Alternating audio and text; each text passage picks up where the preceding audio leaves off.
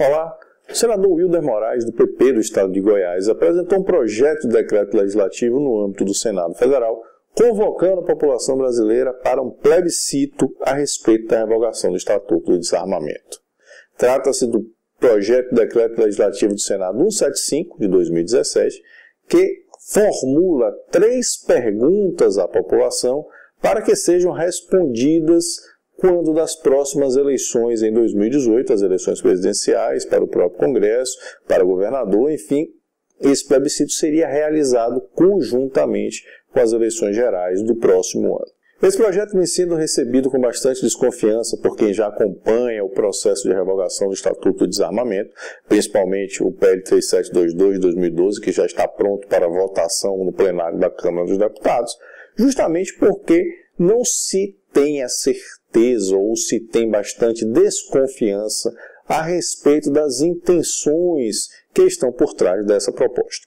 E aí é necessário analisar essa ideia do senador Wilder Moraes sobre 2 aspectos essenciais. O primeiro aspecto é o de se formar no Senado uma posição favorável à revogação do Estatuto do Desarmamento.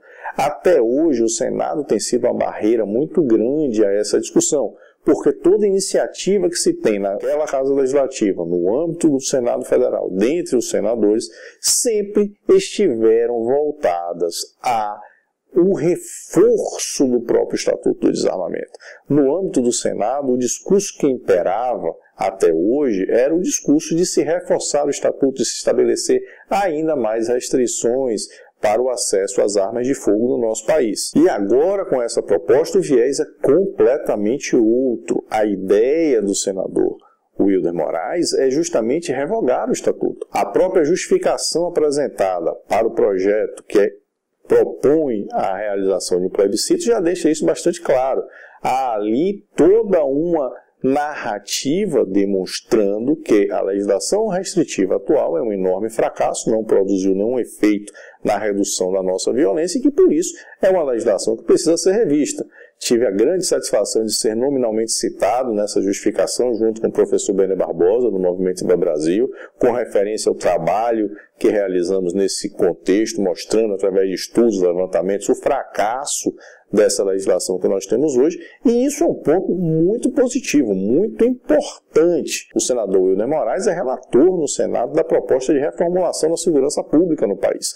Então, ter uma posição firmada contrária ao Estatuto do Desarmamento no âmbito do Senado e sob essas circunstâncias é algo estritamente positivo, principalmente porque isso vai fomentar bastante as discussões no âmbito daquela casa. Muito provavelmente nós vamos ter a realização de audiências públicas, de debates, e aí, pela posição do senador, é muito provável que esses debates se travem efetivamente sobre o cunho técnico, e isso é muito positivo para todos aqueles que defendem o direito à legítima defesa, porque é um direito assentado em premissas técnicas, em premissas que não estão contaminadas por pura ideologia, como é o caso da filosofia anti-armas. Mas há, e aí é preciso se reconhecer isso, alguns riscos na realização dessa consulta popular. Primeiro, há aí que se ter em consideração que essa consulta, a rigor, é desnecessária. A população brasileira já opinou sobre o Estatuto do Desarmamento em 2005, teve uma opinião inequívoca, contrária às restrições às armas. É sempre imprescindível se registrar que o Estatuto do Desarmamento foi todo elaborado sob a ideia de que o comércio de armas e munições no Brasil seria banido, e esse banimento foi rejeitado. Então, quando se rejeitou esse banimento, houve ali uma rejeição à ideia central de desarmamento. Então já há uma opinião firmada pelo cidadão brasileiro que é uma opinião contrária à restrição, à proibição de que ele tenha acesso aos meios necessários para exercer sua legítima defesa. E os outros riscos que estão atrelados a essa nova consulta é porque, na verdade, para os defensores do direito à legítima defesa, nenhum resultado poderá ser considerado efetivamente vitorioso. Primeiro porque não há nenhuma vinculação legal ao resultado de um plebiscito ao processo legislativo. Nada garante que, mesmo a população voltando às urnas, se manifestando novamente quanto ao Estatuto do Desarmamento, podendo aí ter um percentual ainda muito maior do que foi aquele em 2005, contrário ao Estatuto, contrário às restrições, nada disso é garantia de que a legislação vai mudar. Ou plebiscito é uma forma de consulta popular não vinculativa, é diferente do referendo. No referendo, o Congresso aprova uma lei e submete essa lei já aprovada à chancela da população. E se a população não chancelar aquela lei, os dispositivos que foram submetidos a ela deixam de ter vigência, exatamente como aconteceu com o Estatuto. O dispositivo que proibia o comércio de armas de fogo e munições no Brasil foi rejeitado pela população e esse dispositivo não é, pelo menos formalmente dentro da legislação, um dispositivo que está em vigor. Nós sabemos que na prática o comércio de armas e munições foi praticamente extinto por manobras aí do Poder Executivo, pelo regulamento do Estatuto do Desarmamento, por orientações do Ministério da Justiça, que tornaram quase impossível se comprar uma arma no nosso país. Mas, formalmente, essa proibição foi rejeitada pela população. No plebiscito, não. No plebiscito se colhe uma opinião da população brasileira. E essa opinião pode resultar em alguma iniciativa de projeto legislativo para se alinhar ao que a população está pensando ou não. Não há nenhuma garantia de que isso vai acontecer.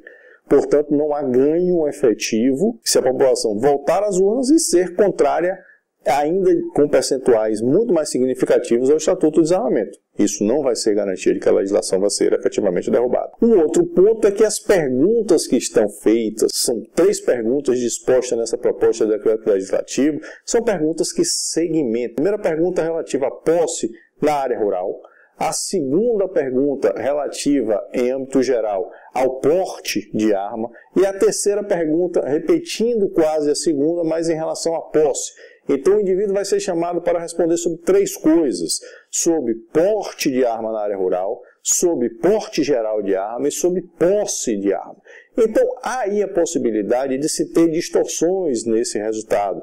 E qualquer distorção nesse resultado será, obviamente, utilizada contra aqueles que pregam pelo direito de legítima defesa. Se o percentual contrário ao Estatuto aumentar, não há nenhuma garantia de que isso vai resultar, vai se transformar em uma lei mais benéfica ao direito de defesa. Se esse percentual eventualmente diminuir, isso será obviamente utilizado pelos desarmamentistas para dizer que a população não está tão convicta assim do respeito ao seu direito de legítima defesa, que isso não é uma pauta da população. E mais do que isso, se houver divergências de percentual entre as 3 perguntas, isso também será utilizado para dizer que, no mínimo, a população está em dúvida. Portanto, é uma proposta extremamente arriscada e que não traz benefícios diretos para a população, especialmente para aqueles que pregam o respeito ao direito à legítima defesa. Assim, uma proposta para a qual é necessário ter bastante atenção, deve-se sim aproveitar todo o momento de ampliação dos debates que ela vai efetivamente proporcionar, mas não é uma proposta que deva ser apoiada sem restrições. O posicionamento do senador é muito bom, a ideia, no entanto, é passível de algumas fortes restrições. Por isso, vamos acompanhar esse assunto.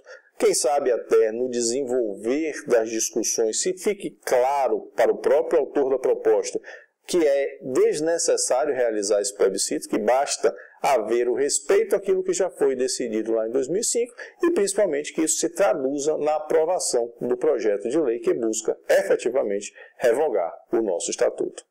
Muito obrigado por sua atenção, espero que tenha gostado deste vídeo. Se gostou, não deixe de registrar aqui o seu like, compartilhar o material, deixar aqui o seu comentário. Os comentários têm aumentado muito em volume, eu tenho buscado ler todos, evidentemente não tenho como responder a todos eles, mas continuo lendo na medida do possível todos os comentários que são aqui postados. E principalmente se você ainda não está inscrito no canal, aproveite para fazer isso, clique aqui no botão de inscrição, ative as notificações e acompanhe o material que é periodicamente aqui publicado. Um forte abraço e eu te vejo no próximo vídeo.